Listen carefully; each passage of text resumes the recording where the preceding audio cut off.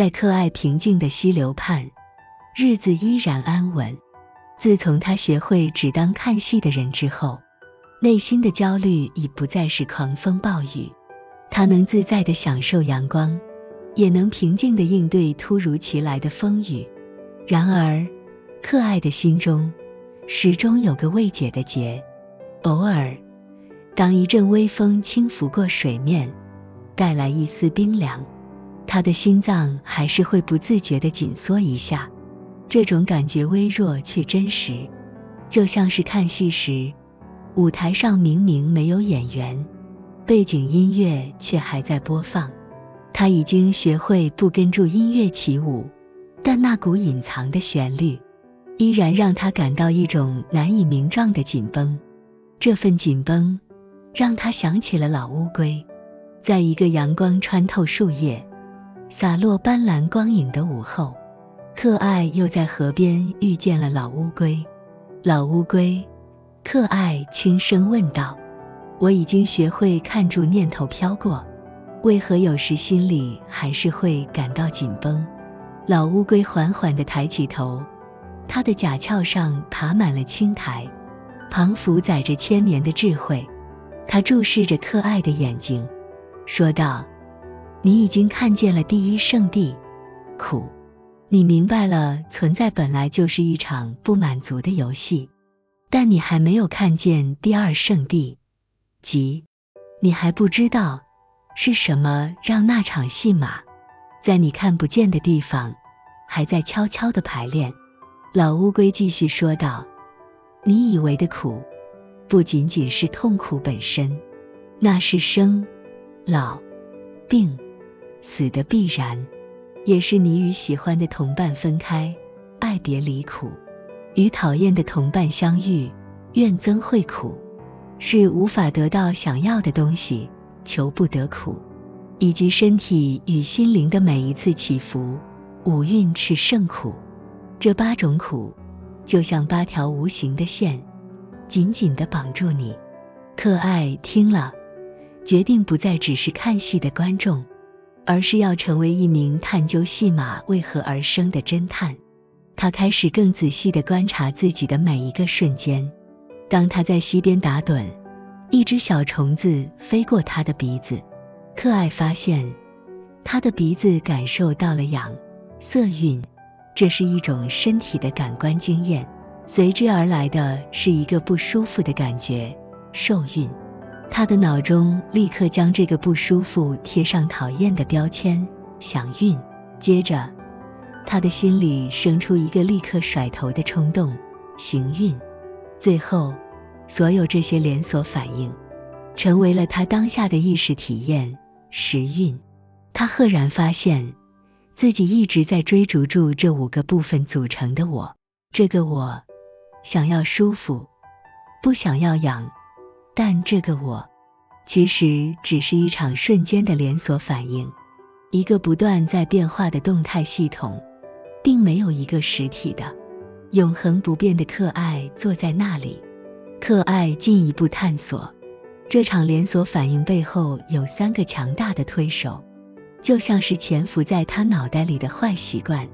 贪，当他啃着一根鲜美的草，脑中那个声音会催促他，这根草太棒了，快去多找几根，永远别让这种快乐消失。他发现这种对愉悦的执着与追逐是永无止境的。嗔，当他一不小心被石头划破了脚，一个念头会立刻冲出来，这块石头太可恶了，为什么我要遇到这种倒霉事？这是一种对不如意现状的抗拒和憎恨。吃，这最是隐蔽，他曾误以为这个由身体、感受、念头、行为、意识组成的五蕴，就是一个真实的、稳固的自己。他把这个不断流动的河流当作了一块永恒不变的石头。克爱明白了，他的焦虑与紧绷正是这3毒在脑中作祟的结果。这并非他的个人问题，而是他作为一个生物被演化所预设的程式，他开始更认真地练习内观。他不再逃避那些不舒服的感受，反而像一个好奇的探险家，深入他们的内核。他发现，当一个不舒服的感受升起时，他不去抵抗，而是静静地感受它，感受它在身体里是怎样的一股能量，多么强烈，又多么短暂。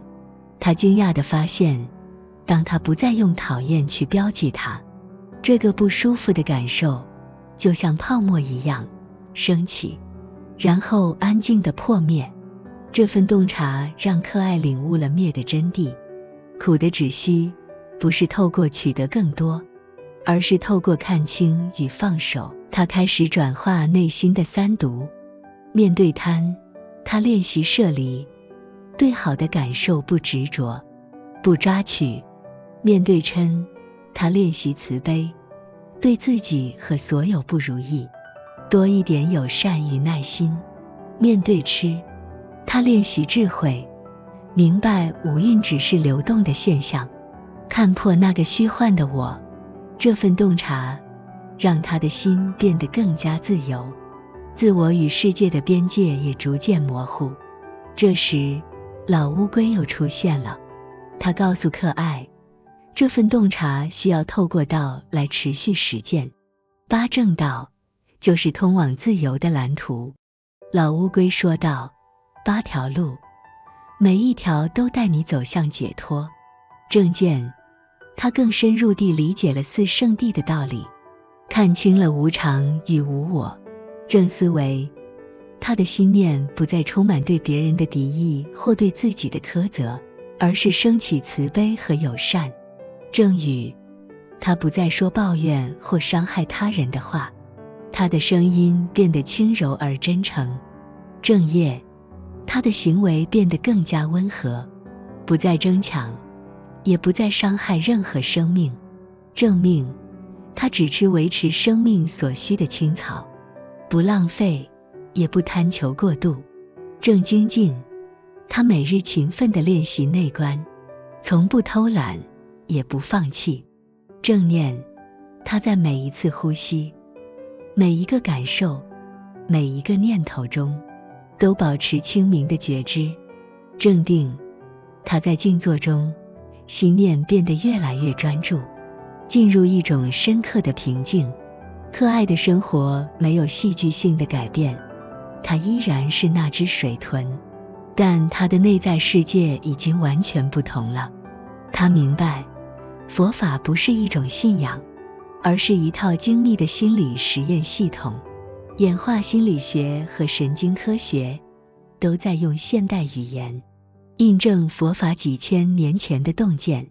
当他不再被自己内心的贪嗔痴驱动，不再被旧程式控制，心里就多了一份空间。这份空间让他可以自由地选择，而不是被动的反应。他依然在溪边静坐，但现在的他不仅仅是个看戏的人，他更是一个明白戏码运作原理的觉察者。当你每日关照五蕴，断三毒，行8正道，你将不再被幻觉所困，真正体会苦可灭，心可宁，自我可松。